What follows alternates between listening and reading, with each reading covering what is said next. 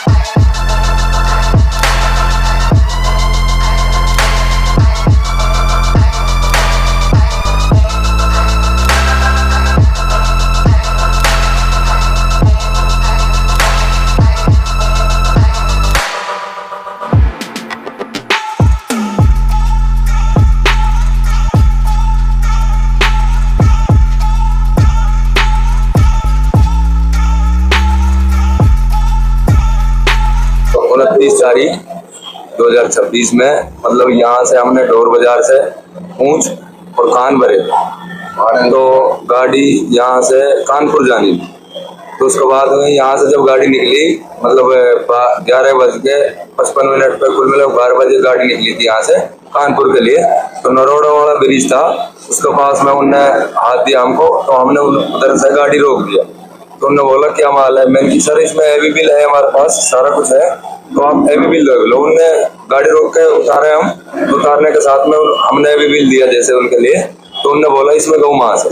तो हमने बोला नहीं आप चेक कर लो, अगर ऐसा है तो आप चेक कर सकते हैं। तो हमने तिरपाल खोला तो इतने ही में उन्होंने मार धाड़ शुरू कर दिया हमारे लिए। तो उसके बाद हमारे मोबाइल थे और पैसे थे सब अपने अपने कवर करके उनने, तो जो भी आए थे बंदे कम से कम 500-600 बंदे थे, जो भी आए सब ने मार धाड़ शुरू कर दिया था। अगर वहाँ पे प्रशासन नहीं आती सर तो वहाँ पे हमारी जान ले सकते। कौन लोग थे? क्या कुछ उन्होंने नाम वगैरह बताया था कि आरएसएस है क्या बजरंग दल है? हाँ बजरंग दल बोला था। हाँ सर, उसने हमने पूछा था आप कौन हो भाई? तो उनने बोला था हम आरएसएस वाले हैं।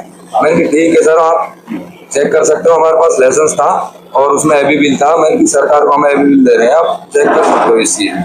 तो उसने इतना ही पूछने के बाद में उसने वहीं पे एवी बिल फाड़ा, हमारे सामने फाड़ा था उसने। तो वहीं पे मार धाड़ शुरू कर दी। उनके पास चक्कू राड़ थी और लाठी डंडे जो भी आए सब था सर उनके पास।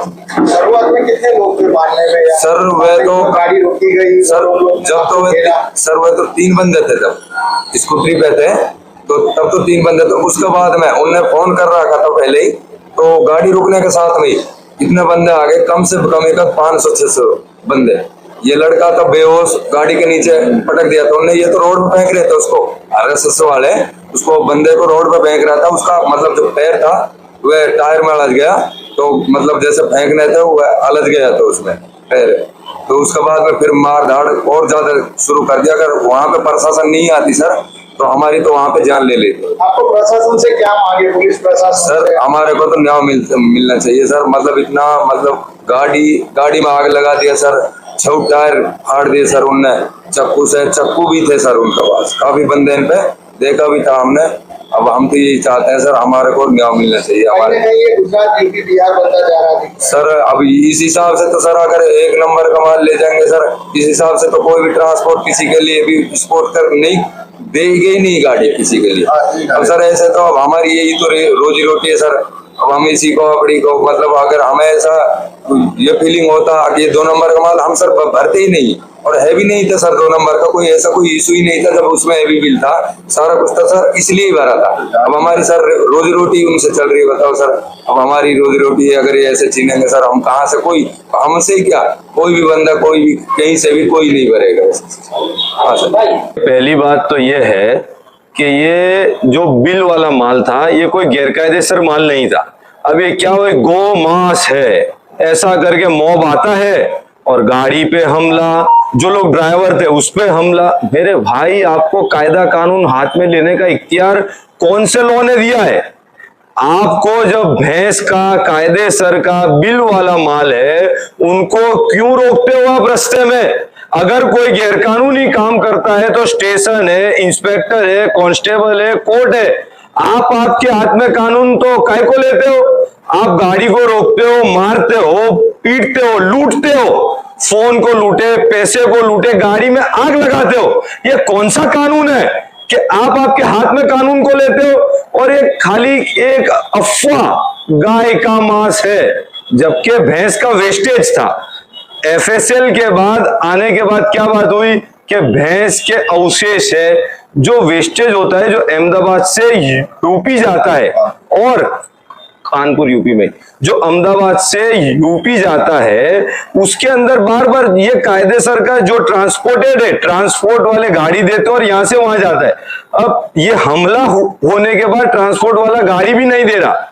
अब ये कौन से लॉ एंड ऑर्डर की बात करते हो? आप तो कायदा मारे सो तो फायदा मारे सो। कौन सा कायदा भाई? ये कौन सा ये सब हो रहा है? हमारे स्टेट की पुलिस को ऐसे लोगों पे स्ट्रिक्ट एक्शन करना चाहिए।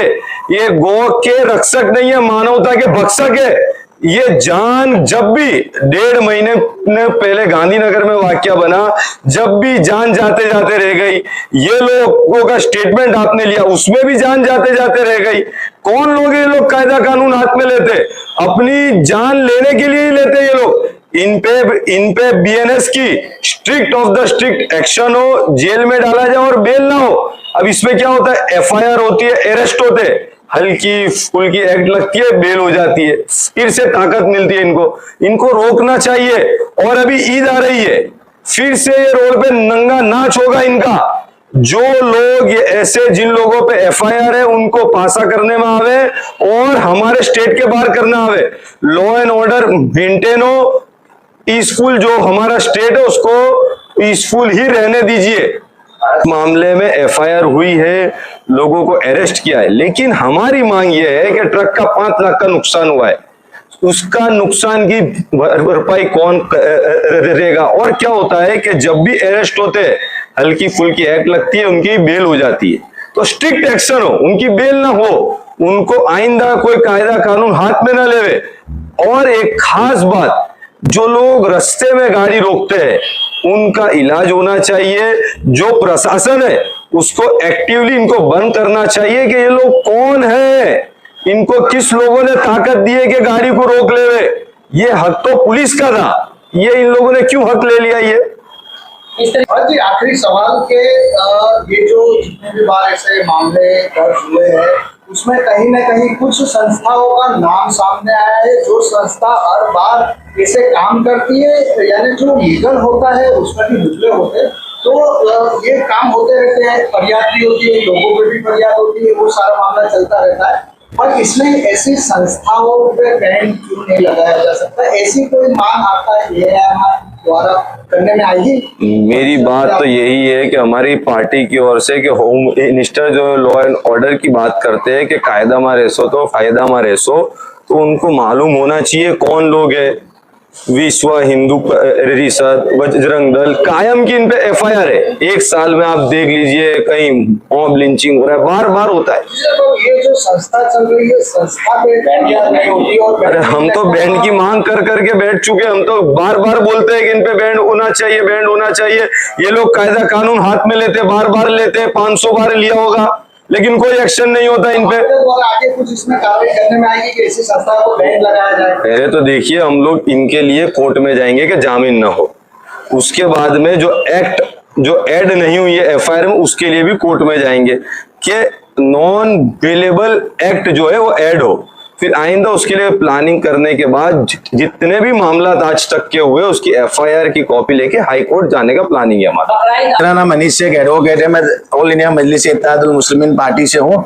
सबसे पहले तो जैसे ये मामले का पता चला, हमारा जो सदर है जनाब साबिर भाई काबलीवाला और हरत भाई और हमारी पूरी टीम इसके पीछे लग गए। जिनको मारा गया था उनसे मिले, उनसे सब बातचीत की और उनके लिए हमने पूरी कानूनी लड़ाई करने की तैयारी बताई। लेकिन शर्म की बात यह है कि जो लोग हमारे वोटों से जीत गए वो इनको क्या कह रहे थे, जा जाके पूछिए हमारे पीछे खड़े विक्टिम क्या कह रहे थे कि आप FIR मत करना, आप फरियाद मत करना। ये कैसी बात है? ये सबसे गलत बात है कि लड़ने के लिए भी मना कर रहे हैं इनको, जो हक पे थे, जिसके पास परमिशन थी, सब कुछ था, उसके बावजूद भी।